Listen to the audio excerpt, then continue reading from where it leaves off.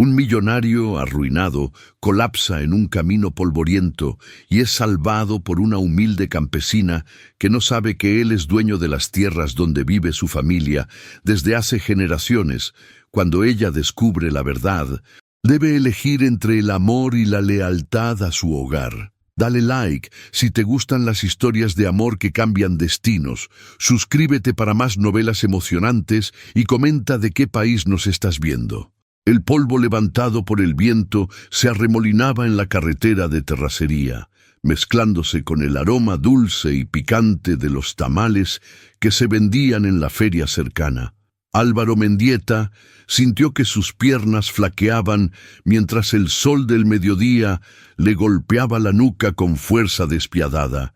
El sabor metálico del sudor le invadió la boca justo antes de que todo se volviera negro. El sonido distante de un burro rebuzando se perdía entre los ecos de su conciencia que se desvanecía. Sus manos, que una vez firmaron contratos millonarios, ahora se aferraban débilmente a la tierra árida antes de ceder por completo. Rocío Beltrán regresaba del mercado con su canasta de verduras cuando vio la figura tendida a un lado del camino. Su corazón se aceleró mientras se acercaba corriendo, sus guaraches levantando pequeñas nubes de polvo. «¡Ay, Dios mío!», murmuró, arrodillándose junto al desconocido. El hombre vestía ropa que había conocido mejores días, pero la tela aún conservaba la calidad que delataba un pasado próspero. Rocío notó sus manos suaves, demasiado cuidadas para ser de un trabajador del campo. Algo no encajaba. En el pueblo, doña Maruja contaba monedas en la mesa de su cocina, frunciendo el ceño ante las cuentas que no cuadraban. El dinero de la pensión no alcanzaba, y los pocos pesos que ganaba Rocío vendiendo flores apenas aliviaban la carga. Mateo, desde su puesto en el mercado, comentaba con otros vendedores sobre los rumores que llegaban de la capital. Hablaban de empresarios caídos en desgracia, de fortunas perdidas de la noche a la mañana. «Dicen que hay gente importante vagando por los caminos», susurraba, «gente que lo perdió todo». Mientras tanto, Padre Esteban preparaba su sermón dominical sobre la caridad, sin saber que sus palabras pronto serían puestas a prueba. Rocío mojó su rebozo en el agua fresca de su cantimplora y la colocó sobre la frente del desconocido. Sus dedos temblaron ligeramente cuando notó un sobre que se asomaba del bolsillo interior de su chaqueta. Por un momento, su curiosidad luchó contra su educación, pero apartó la vista. A lo lejos, un mensajero montado se detuvo en una colina. Observando la escena con interés particular, Joaquín apretó las riendas de su caballo y giró hacia el pueblo más cercano. Horacio Ledezma debía saber que alguien había encontrado al hombre que buscaba. El sonido de la campana de la iglesia resonó en el aire mientras Rocío susurraba palabras de aliento al desconocido, ofreciéndole agua de sus manos ahuecadas. El aroma de la tierra mojada por el rocío matutino aún persistía, mezclándose con la esperanza y el misterio que acababa de llegar a su tranquila vida. Los ojos de Álvaro se abrieron lentamente, ajustándose a la luz tamizada que se filtraba por las cortinas de algodón. El aroma del pozole que se cocinaba a fuego lento llenaba la pequeña habitación, mezclándose con el olor a cal de las paredes encaladas. «Ya despertó», anunció Rocío en voz baja, asomándose desde la puerta. Doña Maruja se acercó con pasos cuidadosos, cargando una jícara humeante entre sus manos arrugadas. Sus ojos, aunque nublados por los años, estudiaron al forastero con la sabiduría de quien ha visto mucho mundo. «Bebe esto, muchacho, te dará fuerzas». Álvaro intentó incorporarse, sintiendo cada músculo de su cuerpo protestar. La humildad de la casa lo golpeó como una bofetada suave. Muebles de madera simple, y pisos de tierra apisonada, pero una limpieza y calidez que su mansión nunca había poseído. «¿Cómo me llamo?», murmuró, más para sí mismo que para ellas.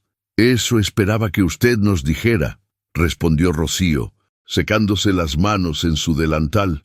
«Lo encontré en el camino. Lupita llegó poco después, con los ojos brillantes de curiosidad y las mejillas sonrojadas por la prisa. Rocío, en el mercado no hablan de otra cosa. Dicen que andan buscando a alguien importante, un hombre de la capital que desapareció. Su voz bajó hasta convertirse en susurro. Dicen que ofrecen recompensa. La cuchara de Álvaro se detuvo a medio camino hacia su boca. Sus ojos se encontraron con los de Rocío, quien fingió no haber notado su reacción mientras reacomodaba los trastes en la alacena. En ese momento, Joaquín entraba al pueblo montado en su caballo alazán. Deteniéndose en la cantina para hacer preguntas casuales, sus ojos escrutaban cada rostro, cada rincón, siguiendo instrucciones precisas. Álvaro observó las manos de Rocío mientras remendaba una camisa rasgada, movimientos seguros, delicados, que hablaban de años cuidando a otros. Una punzada de culpa le atravesó el pecho. ¿Qué derecho tenía él de traer problemas a esta familia? Un perro callejero se coló por la puerta entreabierta y robó un pedazo de tortilla del suelo. Doña Maruja lo persiguió con una escoba, riendo a pesar de su fingido enojo. El sonido de su risa llenó la casa de una alegría que Álvaro había olvidado que existía. El crepitar del fogón acompañaba los silencios cómodos de la tarde. Rocío le acercó una camisa limpia, sus dedos rozando brevemente los suyos al entregársela. En ese contacto fugaz, ambos sintieron algo que ninguno se atrevía a nombrar. Mientras el sol se ocultaba tras las montañas, Álvaro escuchó el sonido de las manos de Rocío trabajando en la masa para las tortillas del día siguiente. Un ritmo hipnótico que lo arrulló hacia un sueño más tranquilo del que había tenido en meses. El papel crujió entre los dedos de Rocío mientras sacudía la chaqueta de Álvaro para lavarla. El sobre se deslizó al suelo, y por un momento que se sintió eterno, se quedó mirándolo. El sello oficial y el membrete la hicieron fruncir el ceño. Sus ojos se alzaron hacia la habitación donde dormía el forastero. Las palabras de su difunta madre resonaron en su mente.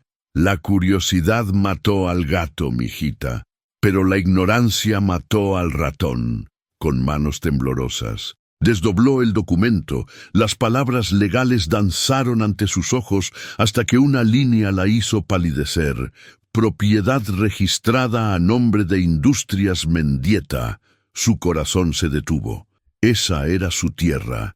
La tierra de su familia, Silvia, la maestra del pueblo. Llegó esa tarde con libros bajo el brazo y encontró a Rocío, sentada en el patio, con la mirada perdida en el horizonte. «¿Qué tienes, muchacha? Pareces haber visto un fantasma». «Tal vez sí lo he visto», murmuró Rocío, extendiendo el documento hacia su amiga. Los ojos de Silvia, acostumbrados a descifrar textos complicados, recorrieron las líneas con rapidez creciente. Su rostro se ensombreció. «Esto no puede ser legal. Tu familia lleva aquí más de 100 años». Don Ramón, el vecino más anciano, se acercó arrastrando los pies. Sus ojos, aunque cansados, se iluminaron al ver el papel. «Yo recuerdo cuando llegaron los primeros papeles de la capital», dijo, acariciándose la barba canosa. «Mi padre decía que los ricos siempre encuentran la manera de quedarse con lo que no es suyo». Mientras tanto, en la ciudad, Horacio Ledesma revisaba registros en su oficina lujosa. Sus dedos tamborileaban impacientes sobre el escritorio de caoba mientras manipulaba fechas y firmas en documentos similares. La sonrisa que se dibujó en su rostro no llegó a sus ojos fríos. Álvaro despertó sobresaltado por un sueño donde se ahogaba en papeles. Al abrir los ojos, encontró a Rocío sentada junto a la ventana. Con el documento en sus manos, sus miradas se cruzaron, y en ese momento ambos supieron que ya no había vuelta atrás. El aroma de tinta fresca del papel contrastaba con el olor a tierra húmeda que se colaba por la ventana abierta. Álvaro vio cómo los dedos de Rocío recorrían las líneas del documento, memorizando cada palabra como si fuera una oración que podría salvar su alma. «¿Quién es usted realmente?», preguntó ella, su voz apenas un susurro que cortó el aire como una navaja. La respuesta de Álvaro se perdió en el sonido del viento que movía las hojas del mezquite en el patio, llevándose consigo las últimas certezas de ambos. El sol pintaba rayos dorados sobre las pencas de nopal cuando Álvaro encontró a Rocío reparando una cerca del corral. Sin decir palabra, tomó una de las estacas y comenzó a ayudarla. Sus manos, aún suaves pero determinadas, trabajaron junto a las de ella en silencio. «No tiene que hacer esto», murmuró Rocío, sin levantar la vista. «Quiero hacerlo», respondió él, y en esas palabras había una verdad que ambos reconocieron. Lupita los observaba desde lejos, sonriendo.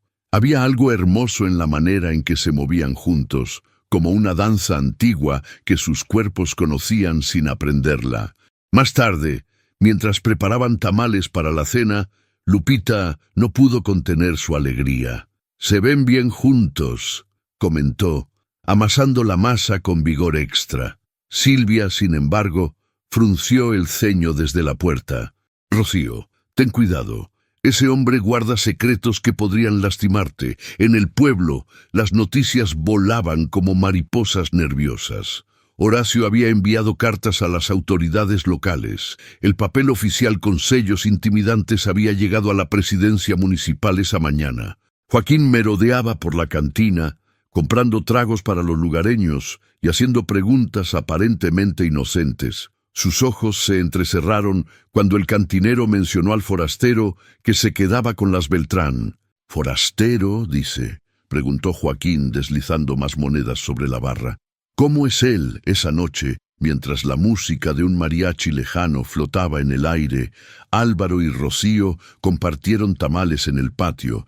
Las velas que doña Maruja había encendido para ahuyentar a los mosquitos creaban pequeños círculos de luz dorada que bailaban con sus sombras. «Cuando era niña», dijo Rocío, limpiándose las manos en su rebozo, «soñaba con viajar lejos de aquí, ver ciudades grandes, gente elegante. ¿Y ahora?», preguntó Álvaro, notando cómo la luz de las velas se reflejaba en sus ojos. «Ahora pienso que la elegancia real está en otras cosas», respondió ella. Y sus palabras cayeron sobre él como lluvia sobre tierra seca. La comunidad comenzaba a murmurar. Don Evaristo, el más conservador del pueblo, expresaba sus dudas abiertamente sobre ese fuereño que aparece de la nada. Álvaro escuchaba esos comentarios y sentía cómo su orgullo se desmoronaba como adobe viejo. ¿Qué clase de hombre era si no podía ni siquiera defenderse de los rumores? El toque de las manos de Rocío, al pasarle un vaso de agua fría, lo tranquilizó. En ese gesto simple había una aceptación que él no había encontrado ni en los salones más lujosos de su pasado. La música distante se mezcló con el aroma de las velas de cera de abeja y el sonido suave de sus voces conversando hasta muy entrada la noche. El abogado llegó al pueblo en un automóvil negro que levantó una nube de polvo al detenerse frente a la presidencia municipal. Su traje gris y su portafolio de cuero contrastaban brutalmente con la simplicidad del lugar. «Vengo en representación del señor Horacio Ledesma», anunció, desplegando documentos sobre el escritorio del presidente municipal. «Estas tierras le pertenecen legalmente». La noticia se extendió por el pueblo como pólvora. En el mercado, los vendedores susurraban preocupados. Una familia que vivía cerca de los Beltrán había perdido ya su contrato de arrendamiento esa misma mañana. Padre Esteban intentó mediar, reuniendo a los afectados en el atrio de la iglesia. «Hermanos, mantengamos la calma. La justicia divina no abandona a los justos». Pero incluso sus palabras sonaban frágiles contra la realidad del poder legal. Doña Maruja, quien había permanecido en silencio durante días, de repente recordó algo, rebuscando en un viejo baúl. encontró un papel amarillento que había guardado su esposo décadas atrás. «Mira esto, mijita», le dijo a Rocío, extendiendo el documento con manos temblorosas. «Tu abuelo siempre decía que este papel valdría oro algún día». Rocío leyó el testimonio de un antiguo agrimensor que declaraba irregularidades en las mediciones originales de la zona. Su corazón se aceleró. Era una pieza del rompecabezas que nadie había considerado. Esa noche confrontó a Álvaro en el patio mientras él contemplaba las estrellas. «Ya basta de mentiras», le dijo, su voz firme pero quebrada. «Sé quién es usted». Álvaro cerró los ojos. El momento que tanto había temido finalmente había llegado. «Mi nombre es Álvaro Mendieta», confesó. «Era dueño de la empresa que aparece en esos documentos». «¿Era?», preguntó Rocío notando el tiempo verbal. «Horacio me quitó todo, mi empresa, mi dinero, mi reputación». Las palabras salieron como sangre de una herida. «Pero nunca supe que estas tierras estuvieran en los registros». En el mercado, los comentarios se volvieron más duros. Mateo defendía discretamente a la familia Beltrán, pero otros vendedores hablaban de traición y engaño. Sin embargo, algo había cambiado en el ambiente. Una prueba de fraude documental había salido a la luz, y las risas nerviosas de las mujeres en el pozo rompían la tensión como flores que brotan entre las piedras. El sonido de los pasos de Rocío en el terreiro esa noche fue diferente. Había determinación en cada pisada, y el farfallar de los papeles entre sus manos sonaba como una promesa de batalla. La lluvia golpeaba el techo de lámina con furia, mientras Horacio Ledesma llegaba al pueblo en una camioneta negra, acompañado de dos hombres que parecían acostumbrados a resolver problemas con métodos poco convencionales. Un oficial de aspecto cansado tocó a la puerta de los Beltrán al amanecer, llevando una notificación de desalojo. Sus ojos evitaron los de Rocío mientras leía el documento con voz monótona. 30 días para desalojar la propiedad, murmuró, doblando los papeles con manos que temblaron ligeramente. En el mercado, Mateo cerró su puesto temprano. Uno de sus mejores clientes le había cancelado su pedido semanal después de recibir sugerencias sobre no hacer negocios con personas problemáticas. Lupita llegó a la casa de los Beltrán con lágrimas en los ojos. Joaquín la había abordado cerca del pozo, insinuando que sabía sobre la deuda de su hermano en la capital y que podrían llegar a un acuerdo si ella proporcionaba información sobre el forastero. «No les dije nada», sollozó. «Pero tengo miedo, Rocío, mucho miedo». Álvaro escuchaba desde la habitación contigua, sintiéndose como un veneno que había infectado la tranquilidad de estas buenas personas.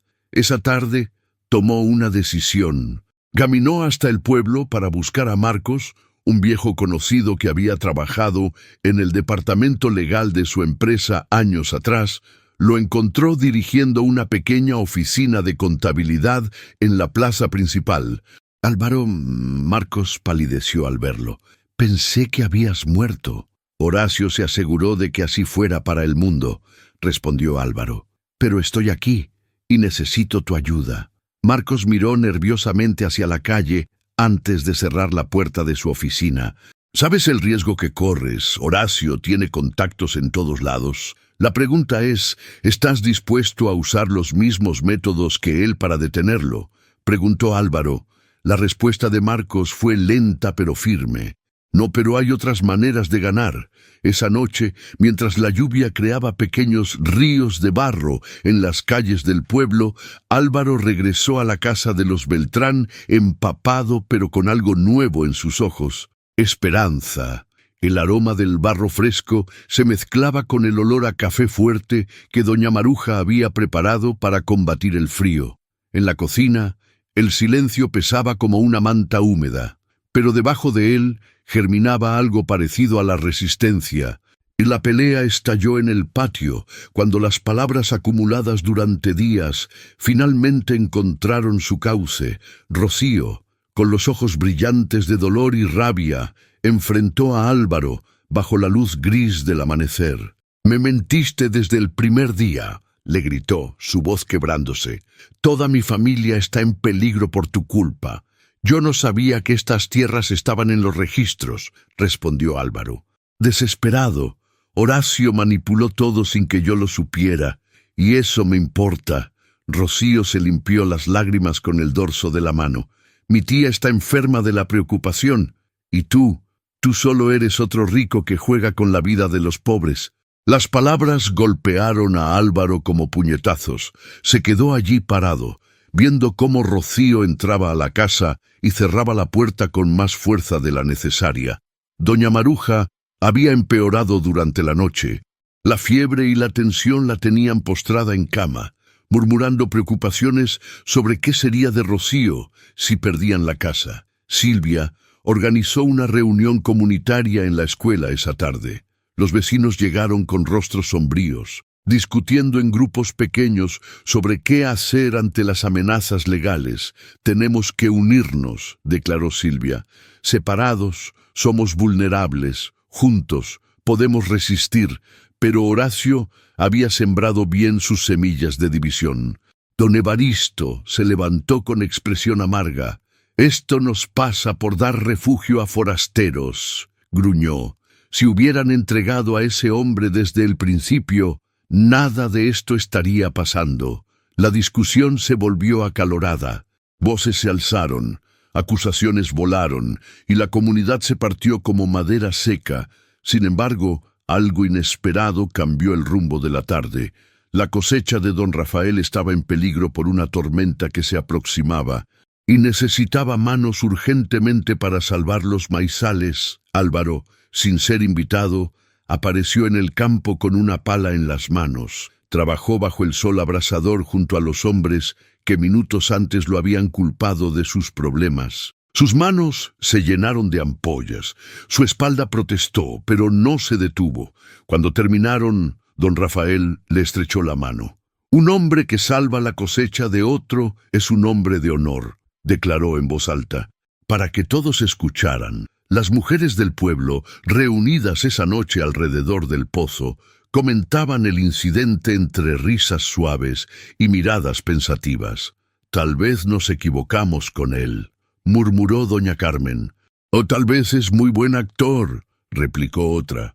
Pero sin la venenosa certeza de antes, el toque de las manos de Álvaro, al cargar los costales de maíz, había dejado marca en más de un corazón. El aroma del café fuerte que compartieron después del trabajo creó nuevas alianzas silenciosas. Esa noche, el silencio en la casa de los Beltrán era diferente. No era el silencio del rencor, sino el de las decisiones que se gestaban en la oscuridad. Doña Maruja, desde su cama, dirigía la operación como una general veterana. A pesar de su debilidad, sus ojos brillaban con determinación renovada cuando Silvia llegó con noticias del archivo municipal. «Encontré inconsistencias en las fechas», anunció Silvia, desplegando copias de documentos antiguos sobre la mesa de la cocina. «Los registros originales no coinciden con los que presentó el abogado de Horacio». Marcos había llegado temprano esa mañana, cargando cajas llenas de expedientes legales. Su rostro mostraba la fatiga de quien había pasado la noche en vela, pero también la excitación del cazador que ha encontrado la pista correcta. «Horacio cometió un error», explicó, señalando una fecha específica. «Backdateó un documento, pero se olvidó de que los sellos oficiales tienen código de fecha. Es imposible que este papel haya sido firmado cuando dice que fue firmado». Lupita entró corriendo, con las mejillas encendidas por la emoción y el esfuerzo. «¡Lo encontré!», gritó, agitando un sobre amarillento. «¡Sa!». Estaba exactamente donde doña Maruja dijo que estaría. El papel que Lupita había rescatado del viejo archivo parroquial contenía el testimonio original del agrimensor que había medido las tierras en 1943. Las medidas no coincidían con las que Horacio había usado para justificar sus reclamos. Padre Esteban llegó poco después. usando sus contactos en la diócesis para verificar la autenticidad del documento parroquial. «La iglesia lleva registros meticulosos», murmuró, ajustándose los anteojos. «Este papel es genuino y contradice completamente los documentos de Horacio». Mientras tanto, Joaquín comenzaba a mostrar grietas en su lealtad. El peso de sus propios secretos y la presión de las amenazas lo tenían nervioso. Durante una conversación en la cantina, dejó escapar información sobre las manipulaciones documentales de Horacio. «No es la primera vez que mi jefe arregla papeles», murmuró, mirando el fondo de su vaso de tequila. «Pero esta vez se metió con gente que no se va a quedar callada. Los riesgos eran reales. Los hombres de Horacio habían sido vistos merodeando por las afueras del pueblo, y había rumores de amenazas hacia cualquiera que colaborara con la investigación. Pero la comunidad había encontrado su fortaleza. Las procesiones nocturnas se habían vuelto actos de resistencia silenciosa. Las velas que llevaban no solo iluminaban el camino hacia la iglesia, sino que simbolizaban la luz de la verdad que no permitirían que fuera extinguida. El sonido de pasos apurados en las calles de tierra se había vuelto constante. Documentos que pasaban de mano en mano, susurros urgentes, reuniones secretas que se organizaban al amparo de las oraciones vespertinas. Una prueba documental decisiva había emergido, conectando a Horacio con una red de fraudes que se extendía más allá de este pueblo. La verdad, como el agua subterránea, había encontrado finalmente su camino hacia la superficie. La plaza central se llenó de gente temprano esa mañana. Era día de la festividad del Santo Patrón, y los puestos de comida desplegaban sus aromas tentadores, mientras el mariachi afinaba sus instrumentos junto a la fuente. Horacio llegó justo cuando las campanas daban las 10. Su presencia imponente, cortando las conversaciones como un cuchillo. Vestía un traje caro y caminaba con la seguridad de quien está acostumbrado a que se le abran los caminos. Álvaro lo vio desde el otro extremo de la plaza. Por un momento, el tiempo se detuvo. Dos hombres que habían sido socios, amigos, casi hermanos, ahora se miraban por encima de un abismo de traición y dolor. «¡Álvaro Mendieta!», gritó Horacio, su voz cortando el murmullo de la multitud. «¿Creíste que podrías esconderte para siempre?». La gente se apartó formando un círculo, como espectadores de una corrida de toros que estaba a punto de comenzar. Los niños se aferraron a las faldas de sus madres, pero sus ojos brillaban con la curiosidad de quien presencia historia en movimiento. Don Ramón, apoyado en su bastón, se adelantó con pasos decididos. «Este joven ha trabajado nuestras tierras con sus propias manos», declaró con voz fuerte. «Ha sudado nuestra tierra y compartido nuestro pan. ¿Qué ha hecho usted por nosotros, señor de la capital?» Mateo se había organizado discretamente con otros comerciantes. Cuando Horacio comenzó a hablar de derechos legales y propiedades, ellos desplegaron carteles que habían preparado durante la noche. «Justicia para las familias campesinas». El momento culminante llegó cuando Silvia se acercó con una caja llena de documentos. Su voz, entrenada para dirigirse a salones llenos de estudiantes, resonó clara en la plaza. «Señor Ledezma, ¿podría explicarnos cómo firmó este documento 3 días antes de que el sello oficial que lo valida fuera creado?» Horacio palideció. Intentó tomar el papel, pero Marcos se interpuso. «La fecha del sello no coincide», continuó Silvia. «Los registros oficiales lo confirman». La multitud comenzó a murmurar. Horacio intentó manipular la situación una última vez, acusando a los lugareños de fabricar evidencia, pero su voz sonaba cada vez menos convincente. Álvaro se adelantó entonces, no con arrogancia, sino con la humildad de quien ha aprendido el valor real del honor. «Yo fui responsable de crear la empresa que figura en esos documentos falsos», dijo. «Pero nunca autoricé el robo de estas tierras. Mi negligencia permitió que Horacio actuara en mi nombre, y por eso pido perdón a esta comunidad El trompete del mariachi comenzó a sonar, como si la música quisiera sellar el momento. La verdad había salido a la luz bajo el sol de mediodía, ante testigos que no la olvidarían jamás. 6 meses después, los campos de maíz se extendían verdes y prósperos bajo el sol matutino.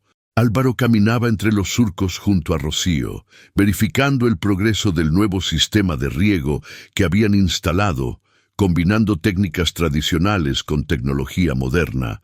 Horacio había enfrentado la justicia. Los tribunales habían confirmado el fraude documental y varias familias habían recuperado tierras que creían perdidas para siempre. Joaquín, después de testificar contra su antiguo jefe, había encontrado trabajo honesto en la cooperativa agrícola que Álvaro había ayudado a establecer. Lupita se había casado con Marcos en una ceremonia que llenó la plaza de flores y música. Su confianza había renacido junto con el proyecto educacional que Silvia había inaugurado, donde los jóvenes del pueblo aprendían tanto técnicas agrícolas modernas como la historia de sus tierras. Mateo había reabierto su negocio con más éxito que nunca, abasteciendo no solo al pueblo, sino a las comunidades vecinas que habían oído hablar de la revolución silenciosa que había ocurrido allí. Doña Maruja, completamente recuperada, dirigía la cocina comunal donde se preparaban las comidas para los trabajadores de la cooperativa. Su risa resonaba nuevamente por toda la casa, especialmente cuando sorprendía a Álvaro y Rocío intercambiando miradas que ya no necesitaban esconderse. El proyecto agrícola había florecido más allá de las expectativas. Los cultivos diversificados no solo alimentaban a la comunidad, sino que generaban excedentes para la venta. La tradición se había casado con la innovación, creando algo completamente nuevo y hermoso.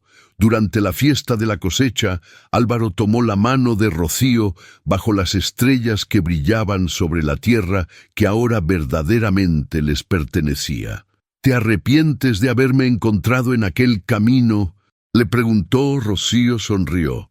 El aroma del maíz asado flotando en el aire nocturno junto con la música suave de una guitarra que alguien tocaba cerca del pozo. No, respondió, entrelazando sus dedos con los de él. Solo me arrepiento de haber tardado tanto en confiar en lo que mi corazón sabía desde el principio. Sus manos se encontraron sobre la tierra que habían defendido juntos, mientras la música de la celebración se mezclaba con el susurro del viento entre los maizales. El futuro se extendía ante ellos como los surcos perfectos de un campo bien cultivado, lleno de promesas y con la certeza de que, cuando se siembra con amor y se riega con verdad, siempre llega la cosecha. La historia había demostrado que a veces los finales más hermosos nacen de los comienzos más inesperados y que el verdadero valor de un hombre no se mide por lo que posee, sino por lo que es capaz de construir con sus propias manos y un corazón sincero. ¿Qué secretos guardará tu propio corazón sobre la verdadera riqueza de la vida? ¿Crees que el amor puede realmente transformar el destino de las personas cuando se siembra en tierra fértil? Esta historia nos recuerda que a veces perdemos todo para encontrar lo que realmente importa,